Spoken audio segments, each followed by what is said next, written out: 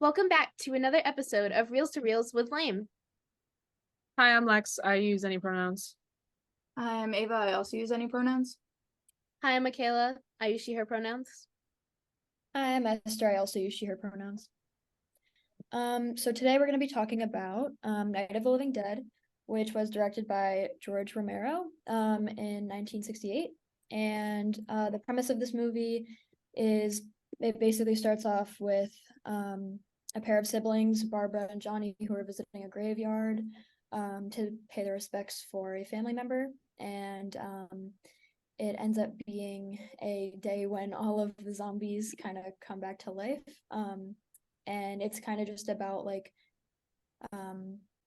specifically Barbara's journey going through this entire zombie apocalypse when she tries to find refuge in this random house that she finds, and the other living people that she meets along the way, and them trying to escape together. So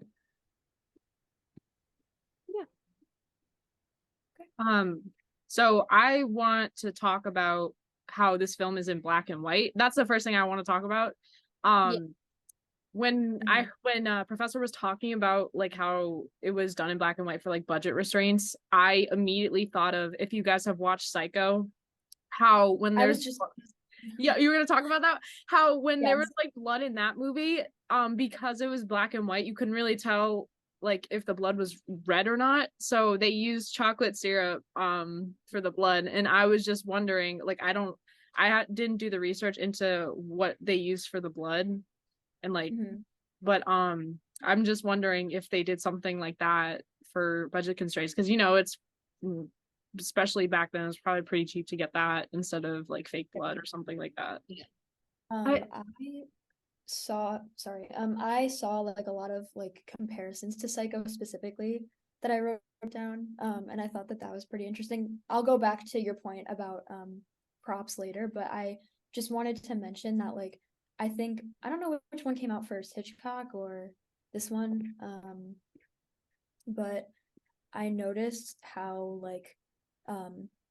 they had similar styles of shooting within the horror genre, and also about how just the scene where somebody, I don't remember which character, but somebody's being stabbed repeatedly.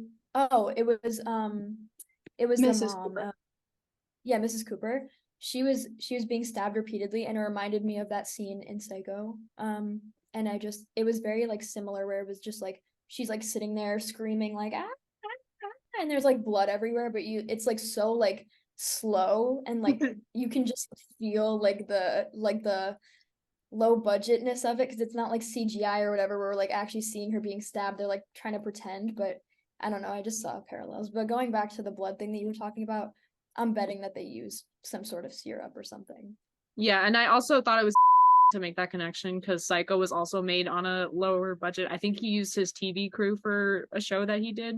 So I just thought that was something worth noting. Psycho did come out first. Psycho came out in 1960, and Night of the Living Dead was 1968. Unrelated completely. If you look up Night of the Living Dead, there's a guy being chased by zombies on Google, which is so unrelated. I just thought that was silly. I think this isn't really low budget stuff, but I think it's I don't know if any of you caught it, but during the title sequence, it says title sequence the animators.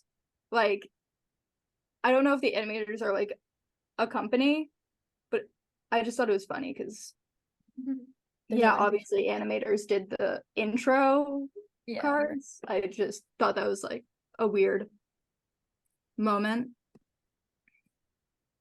Also, just a lot of the scenes taking place in the one house or in areas that are open to the public obviously helps with the low budgetness of it. I also, Esther, you can go first. Oh, sorry.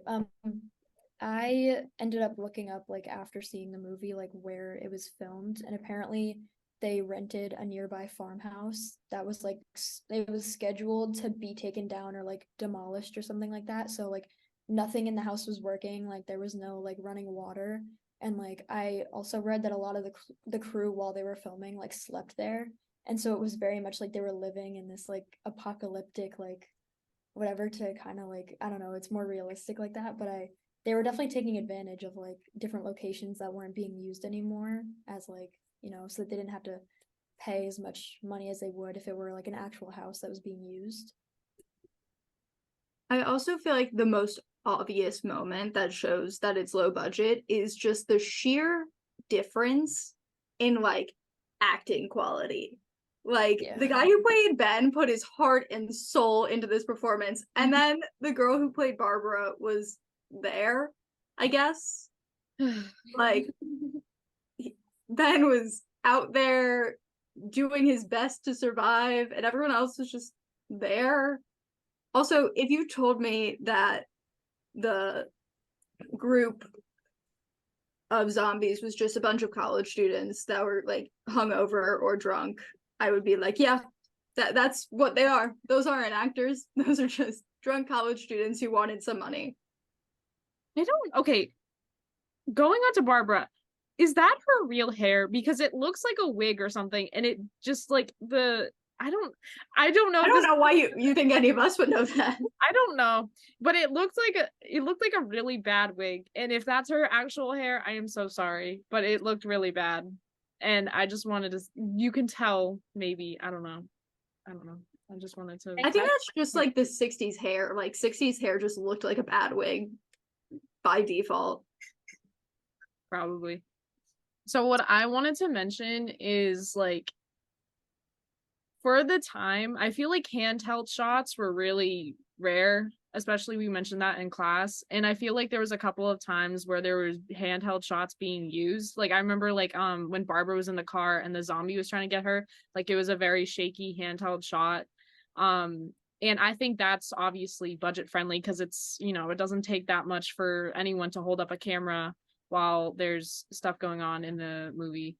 And yeah, I definitely think just by that, it looks a lot, because handheld shots weren't used as much back then. It might feel a little bit more modern as well. But it was definitely something that you could tell that they would have to use for a low budget instead of like these like grand shots.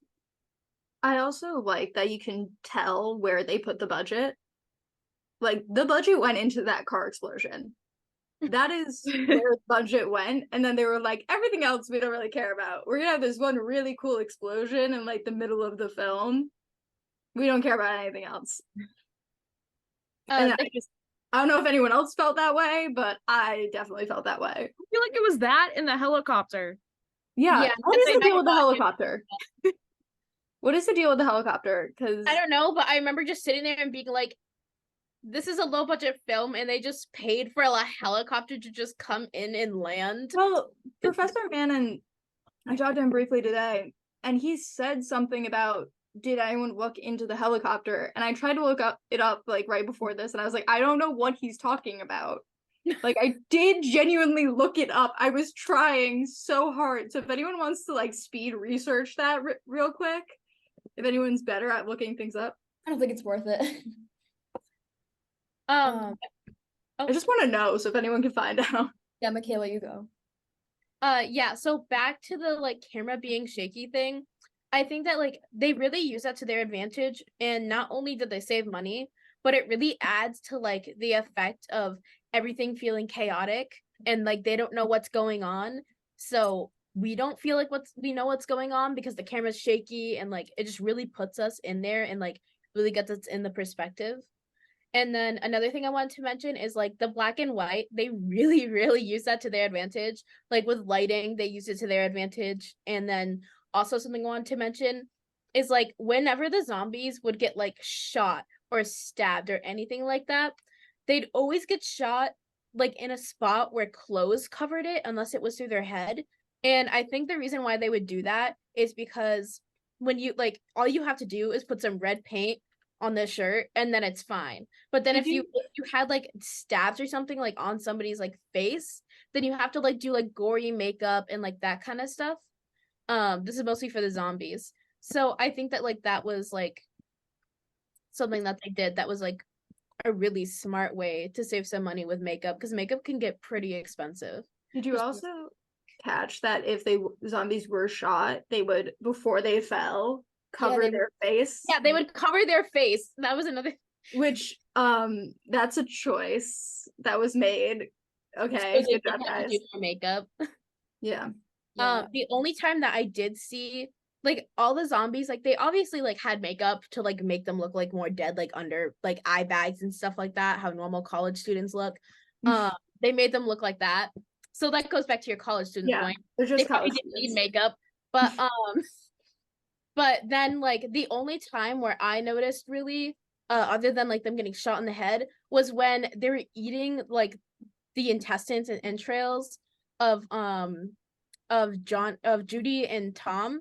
Like when there was this one zombie, all the other zombies didn't have anything, but he was sitting on the ground eating, and then it turns like we get a shot of his side profile, and you can just see like how grotesque and like how like malformed his chin looks. And like that was the only one where like you really got a good look at that. And I thought that was like a pretty evident choice where they just put a lot of their makeup into that one scene. So you still remembered, oh yeah, these people aren't just cannibals, like they're like dead, they're not alive, they're not like real things. They're gruesome. And it was just like a little like, hey, just a reminder. And then back to like all the other zombies looking like normal, just really sleep deprived people. Yeah, that's there was like moments where there was like plot holes or inconsistencies within the story, which again, like I do think the story is what drives the film, which is one of like the 13 key moments or terms that he wanted us to keep in mind when watching the film. But like there was that dead woman upstairs, but she doesn't turn into a zombie. Yeah. Even though all the other dead bodies turn into zombies, so like why isn't she a zombie? That's like the only moment where I was like, that's weird. They should probably like obviously like no movie's gonna be perfect without its inconsistencies, but another thing about the dead woman, I have two things actually. The first thing is that when he went upstairs to like go grab her and like move her, he grabbed her feet, but then all of a sudden it cuts to a shot of him, instead of like grabbing her feet, he's like pulling up the rug and dragging her away. And it's because like her face once again was hidden, and they put a bunch of money into like that very like grotesque looking face that she had, because when Barbara comes in, she sees a dead body and we see that face. And then this is another way they saved money, is they showed that same shot again when like the same exact shot when Ben saw it, just the same shot. Instead of like at a different angle, just same thing. But yeah, like when he was like dragging her away, it was purposely like moved so they wouldn't have to do that makeup on that girl's face again. And her face was once again hidden, like how often the zombies' faces are hidden whenever there's supposed to be something like wrong with them. There are a couple of moments in the film that they just reuse the same scene. Yeah. I noticed, going back to what you said about the makeup, I noticed like in the beginning of the film, especially, for example, the first zombie that Barbara sees, I mean, when she's recounting the event later with Ben, she says like, I thought he was actually like a human guy, like I thought he was just a normal guy, because he had such minimal zombie makeup, like his clothes kind of looked more normal. He had like, when we got like an up close of his face, it was like very minimal. And then as we progress like further down the film, I think like they definitely put a lot more like budget into making the zombies look more grotesque and insane. Obviously there was no use of like CGI or anything, so everything that they had to do was very like costly. But I also think that, you know, it was a very creative choice for them to dress these people as if they were normal. Like they were dressed as if like they were, one of them was naked. That was not necessary in my book, but that's the other scene that they reused like twice. Like you see it once and then you get the same scene a second time. And there weren't any costume changes as well, which makes sense with the storyline, but I think that also might have been a conscious choice. And yeah, I also just wanted to bring up the use of sound, because besides like all the straight cuts and like the minimal editing style that it seems to be in the handheld camera, I think there is a cheap use of sound within like the radio that they were listening to and stuff like that. Hated that radio. That radio made me want to like violently hurt whoever made that choice to have that radio playing constantly. Like, I know that's like what would happen if there was a zombie apocalypse happening, but like, chill out. Yeah, absolutely. And I think but I think that also like was a conscious choice, and I think I don't know if they would have used like a voiceover or whatever they had used for that sequence, but I think that instead of it being like a huge like spending their money elsewhere on more like sound qualities, I think that being such a heavy part of the storyline was probably a conscious decision to make it more cost friendly. I just want to go back to the naked zombie. Listen, if your character does not have a costume and they're just naked, you don't have to spend money. They're just naked. There's no exactly. I mean, it's a choice. It's a choice. But yeah, I definitely agree with the sound part, that they definitely allocated more of the budget towards that. Yeah, exactly. And like, I am looking at this from like a retrospective, like, I know how zombies work. I also want to just make a note that they're referred to as ghouls in this movie and not zombies. Zombies is a term added later to describe them. Just want to make a note so that he knows that we know that. Yeah, we do know that. We do know that.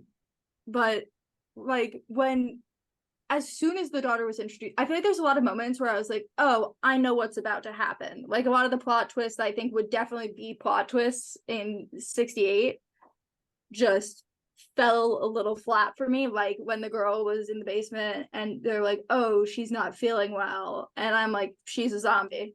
She's gonna come back as a zombie. She got bit. She got bit. We know. We know. They don't even have to tell us that she got bit. We know she got bit. I feel like, but that's because it's like, it's later on where he's the reason why there's like so many prerequisites for like what zombie films are today. So that's why we already know. But back then it was like, they had no clue that was going to be the turn that happens. Yeah, like, but now we're sitting here watching it and we're just like immediately when she was sick, we were like, oh yeah, she probably got bit or something. She's done. You guys are keeping a zombie in your house. Yeah. I think there's also just like other moments or elements. Like, he mentioned that this movie was like, they had heard the news about Martin Luther King's assassination. Mm-hmm. And then the ending of the movie when Ben is shot for like, spoilers, honestly, no reason. Like, I have never been more angry about a choice than when like the law people were like, yeah, shoot him in the head. He's aiming a gun at you. None of these zombies have exhibited this level of coordination. What is happening right now? He's fine. He just survived a shit show, and you're just gonna shoot him in the head. I was mad. I was very upset about this. I think in a way, like, most people would look at it just like, oh, they thought he was a ghoul. But you can also look at it as they thought he was a ghoul, but they used it as an excuse. Mm-hmm. Yeah. Exactly. I think the political commentary in this movie, zombie, I'm going to reference my favorite zombie media for a second. The Last of Us. I feel like that show doesn't say zombies at all. Like, they don't call them zombies at all. And I think maybe like, oh, they followed that. But also I feel like there's also like social commentary relevant today in that show. And I guess for some like, I definitely think this film set a lot of inspiration for zombie media and horror media in general that use political commentary to, even though it's quote unquote about zombies, but there's like there's a political undertone. Yeah. The way, I know this is not what you're talking about, but the way I just know Mr. Cooper is a Republican and his wife is a Democrat. Like, those two are married. They hate each other. He's a Republican. He's like, we should just like off this guy because he's not white. Or like, why are we listening to him? He's not white. And the wife is like, shut up. I found it satisfying. I found it satisfying when at one point Ben just snaps at him. He's like, I'm the boss. You listen to me and what I say, and you leave Barbara alone. And he shut up after that. I was like, yes, you go, Ben. I was like, you go, Ben. And I also loved when he beat him up when he didn't let him inside because he was too scared. of the zombies coming in. I was so glad when he started throwing hands with him. I'm so glad he got his butt beat. To comment on that, I actually so when that scene happened, when he was punching him in the face repeatedly, I noticed how bad the sound effects and like the Foley of the punching was. It was painful to me because I was like, this is so fake. Like, you know that it's fake. And like, I don't know if that has anything to do with like the the low budgetness of this film, but I just noticed it was like so like stereotypical punching noise, but it didn't feel like he was punching skin. It felt like a boxer, like a boxing glove or something. I don't know, but it felt I like just those cartoons or like some like cheap Marvel movie back when they were being made. Yes. And I was just like, I don't know if that's a purposeful choice or if that was just like a bad editing move or whatever, but I did notice how bad that was. And also, just to add something else really quick, I think the use of lighting was really creative because the part where Ben is like, let's get some lights on in here, like they used all like lighting from the house. And like for the most part, they probably added like some little lamps on the side or whatever, but mostly they used whatever was in the house. And like in the daylight, in the beginning of the film, like they just used broad daylight, no extra lights, I'm assuming. And then like the lighting from like the fire scene and stuff like that. I think that was definitely a conscious choice. And just like the minimal, like the minimalist like style of all of this, I think was like really important to these decisions that were made. I think, and like the black and white really helps with that. Yeah, absolutely. I also think that I just thought the use of fire was really interesting because like that's really cheap to do.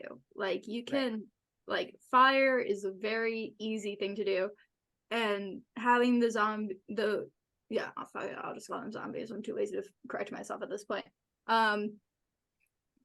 The way that they are afraid of the fire and afraid of light, but there's also like where my confusion comes from is like moving forward, the movies are like Dawn of the Dead, Day of the Dead. How are they like no longer afraid of light? Like that's you made this like such an integral part. Light. I was afraid of the fire because we saw them in the daylight at first. Yeah. But I thought it was like it's just fire specifically. Like I don't know. I mean, I'm scared of fire. Like I would be scared of fire if I was a zombie too. Like I mean, to be fair, if somebody was waving fire in my face, I'd be scared too. Yeah. I also feel like it's probably not a reference to, but I think Frankenstein's monster has this like really important scene where he's like learning what fire is in the book, where he's like it's a like the scientific process where he's like, okay, fire, warm, but it will burn me. Like I feel like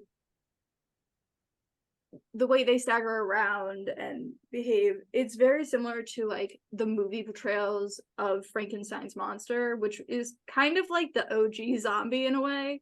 Yeah. Like come back to life. Like come back to life. Yeah. But this is unrelated, but like the way that Frankenstein's monster isn't accurate to how it's portrayed in the book, and like how like this version is like the original the Night of the Living Dead is the original zombies, but everyone has their own creative license with how they behave past this. Like this might be the blueprint, but it's not. Like some zombies run, some zombies are really slow, some like there's different rules depending on what media you're looking at, which I think is really interesting. I think the general biting thing though, I feel like that's it's pretty consistent. Yeah. I think that's like, but that's like vampires. Like there's always like different rules for vampires, but they always bite you. Like there's always only one thing that sticks from the original, maybe two, but then it's always a different thing past that. I think also just going back to like the low budget aspects of this film, I think that they did a really good job of using kind of like, I guess you could consider like cheaper props, so like cigarettes, or like when they were boarding up the doors, like you can find like planks of wood like anywhere, I feel like, and like whatever, and they could have taken it, like they could have outsourced it from somewhere really cheaply. But they also use like doors stuff in the house. So like absolutely stuff in the house, right? Which I'm saying, like they probably brought like the tables and stuff that like they flip over or whatever as like props maybe, but if it was already in the house and it was going to be demolished, as I learned when I looked up, it would make sense that they, you know, probably got all of that for free, and like nails and a hammer, okay, like what more do you need? And I think that that was really something to make note of. But also I think going back to what Ava said earlier in this discussion, I think like the kind of like the element of like story is kind of like everything, and like it's everything is like wrapped around the story as like the essential part of this. I think like definitely the memo of like love and like loss and like panic, and like the feeling of stakes and like what is at stake for all of these characters. I think that like you kind of forget about all of these low budget choices because the storyline is so strong within the entire film, and like it remains consistent throughout, and we feel empathy for these characters. And so I think like those going hand in hand was definitely like a good choice to make in terms of like plot. Sorry, something that you just mentioned that about the story. I think I I heard it and I was like, there's no way that that's an accurate, like that actually is what they just said. But the zombies are because of a NASA comet or something, or like satellite, and you're like, wait, whoa. I can get behind zombies coming back to life, but were we really gonna go with space zombies? Is that where we're going with this? Which I think, like, isn't a low budget choice, but it's a story choice that I just really wanted to mention, because it is just that is a solid definitive choice to make as what is causing the zombies to happen. Also, something I want to know is that scene where they're doing the interview with the like higher ups, and they're like, just like, tell us, like, is it this, like, is it that? When they're just like walking to the cars, it's obvious that like it's just a normal day, and there's just like a bunch of cars in the background. Yeah, and there's like no zombies. Yeah, and they're like, I found that very interesting, because they were on low budget, they couldn't like rent the entire area near like the White House and be like, hey guys, we need this area real quick. Can you guys like not be around here because we're shooting a ghouls movie? No, like they just had normal people driving around, and it kind of took me out of the movie for the second, and I was just like, wait, so like these people are in a house scared to death with like 50 zombies outside, and then there's these people just driving around, doing whatever, and it just felt like they didn't have the money to blockade it and block it off, so they had to shoot when they could.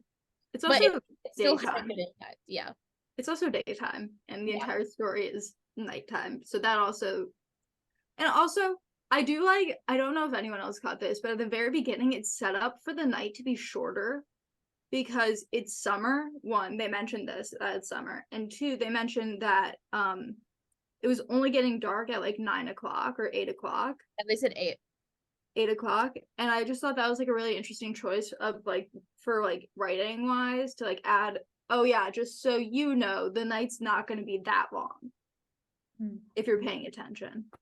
For sure. I agree with that. Something else I wanted to mention, which kind of was going, I think, to Ava's point before, about like the nature of like the zombies. I know that one of like the critical things in shooting a low budget film is like using actors who are regular people or like lesser known in the industry. And there was one scene where the zombies came in and they were tearing the whole entire house apart, like looking for all of the characters and stuff. And it made me laugh because it just looked like they had no idea what they were doing. Like they were just tearing random shit off the walls. And like I saw one guy in specific, like one of the zombies, just looking around, like he like bumped into somebody by accident, and like he was like, everybody just looked very like confused. And I guess like the director was probably just like, okay, like act like you're like being aggressive and like a zombie and whatever. And they kind of just like were just like fake, like I don't know. It just seems so like I think all of the zombie scenes felt I know, like I agree, but like I'm assuming that all of the zombie people were just like regular people. I think with the like because he mentioned in class how they used like the animal livers and stuff from like his friend who was like a butcher or something when they were eating that. Like I guess it's just because it's a friend, it's probably like, oh, I can give this to you for free. I can give you a fucking animal liver if you want. And I guess like it would be more affordable, but also because didn't he say that whoever would eat it would get like a bonus or something? Yeah, would get like a yeah. So Yep. there was a lot of motivation with that. I think the people who were playing these zombies, maybe these broke college students were like, yeah, I'll take a bite out for some extra coin, you know, and it worked. Yeah. One thing I also wanted to mention again is like back to the scene where, you know, they got Judy and Tom got blown to pieces. So like after they got blown up, the ghouls like walked over and they were like reaching in and like grabbing their like body parts and stuff like that. But the thing is when we got a shot inside the car, we couldn't see their bodies. We could just kind of see like a lump, and it's because of it being in black and white, we couldn't see their bodies. And that was definitely strategic. I mean, also their bodies probably weren't in there because it just exploded. Yeah. Probably weren't presently there. There was no body to be shown. They did have random parts of the body because they were like they were taking. Yeah, but like I don't think like if they looked into the car, it was on fire and there was like probably not safe for two human beings to be in. So that's probably I remembered my thought, so I just want to say it before I forget it. I'm so sorry. Wait, can I finish it? Can I finish this real quick, please? Yeah. Finish. Okay. I just wanted to say that like you couldn't see like anything in the car. You could only see the zombies like reaching in, and it was definitely so like they didn't have to have like fake charred body pieces in there because that would cost even more money to do.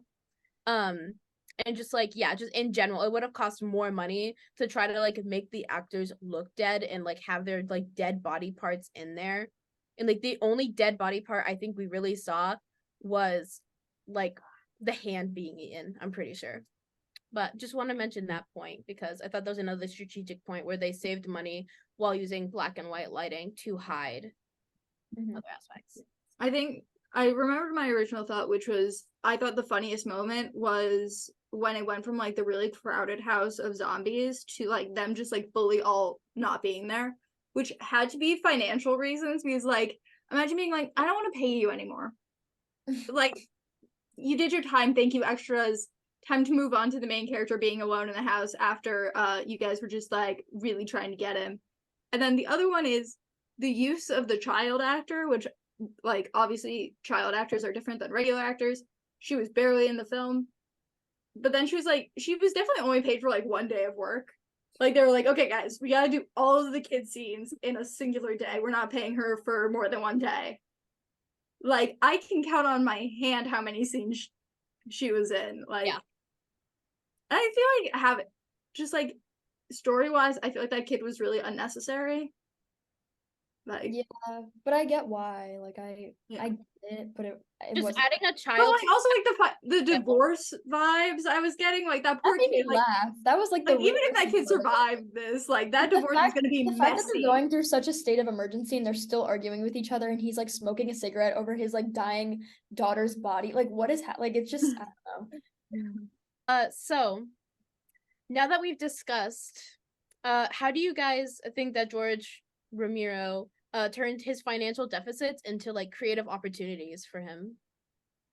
I definitely think that after this discussion we've kind of come to the conclusion that this film specifically like set the stage for other low budget horror zombie films and took all of the financial deficits and kind of turned them into resources and opportunities that they could use.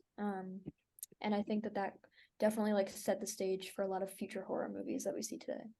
Yeah, I think that there's also like an element of the financial deficits being like obviously they weren't humorous at the time, but like the creative elements kind of becoming like funny or like it's a little campy. It's very campy. Yeah, let's say it's a little bit campy. It's very campy. Don't undersell it. Yeah. But like obviously like it's so clear why it was so popular because like I don't know, it just like it feels like something that should be popular. Yeah, it's kind of groundbreaking a little bit. Yeah. Especially for their time. Yeah.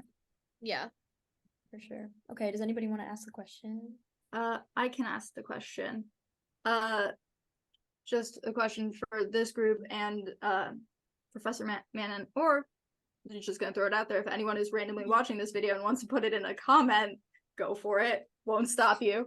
At what point in this film, or I guess like it's more stereotypically like a zombie apocalypse, at what point would you be like, okay, I'm done. This is like not, the survivor life is not for me. I don't want to do this anymore. Yeah. So if anyone wants to answer that question, go first. I would be one to go pretty quickly, like especially depending on the zombie world. I feel like I think we stick with this one. Okay. Stick with this one. I mean, I feel like in general, I'm like, is it really worth it? I feel like it depends on what group I was in. Like if Ben was there, I do think I could survive. But if I was stuck with Mr. Cooper, I'd be like, I'm walking out into the zombies. I'm like, come at me. I'm sorry, but if I was stuck with Barbara, I know she was in shock, but if I was stuck with her, no, I'm throwing her to the zombies. Like I'm not gonna die for her. I will throw her to the zombies. Yeah, me too. I will set her on fire to distract them. I'm sorry, but you didn't help at all. No. I mean, I get it. She was like going through a crisis, but like also like no. We don't have time for the crisis. We don't have time. No. Also, as a woman, if I was in a crisis, while I would be scared shitless, I would not be comatose. Like I'd be trying to solve my problems. I would not be like, oh my god, we have to go get my brother. Back and forth. He's like dead. Johnny, where's Johnny? Like no. It might have also been because of the time period where women like weren't as often viewed as like they would. I think it makes sense that women were viewed as like they would sit back and let the men do a bunch of stuff while they just take care of emotional feelings. Like even Miss Cooper, like she was just like taking care of the kid and she was just criticizing her husband the entire time. She didn't actually do anything. She just stood there. She did like stand up for Ben and like honestly, I actually liked Mrs. Cooper. No, I did like her. Cooper deserved to die. They didn't board up a bunch of stuff. Also, her child killed her. That's so sad. Yeah. Also, her child didn't like try to eat her either, which was a weird moment where it was just like, I'm gonna stab you. She ate her father, but she was like, I'm gonna stab mom. Yeah. Maybe she loved mom more. I would have been gone the second that if my brother was Johnny and he said like, oh, he's coming after you, I would have dipped. Like I don't know why she came to like apologize to him, because to me that was so clearly a zombie, but like, or a ghoul, whatever you want to call it. But like I just don't mess with graveyards in the first place. Yeah. So I would never be caught there. But if I was, I would be running. And the fact that she crashed her car pissed me off. Well, she also didn't have the keys for the car, so she actually wasn't like fully driving the car. Can you steer? Like I don't know. I just feel like there were so. She was a woman in the 60s. She probably didn't have her license. Like, let's be We're honest. talking about me. Yeah. I was very amused by that scene actually, now that you mention it, because when she did hit the tree, it showed the car like going near the tree, and then it cut to it already dented and it already. That was a weird choice. Hit the tree yet, and just her like still driving, and it didn't even touch the tree. I just found that very funny. Yeah, but I think I'd be dead early on too. I wouldn't last long. I feel like I had to keep running. I'd be like, you know what, like. Oh yeah, if I had to keep running, absolutely not. But if I was already in the farmhouse, like if I was there with like Tom and Judy, like the day before, which is like, why were you there the day before? What were you doing? Like, yeah.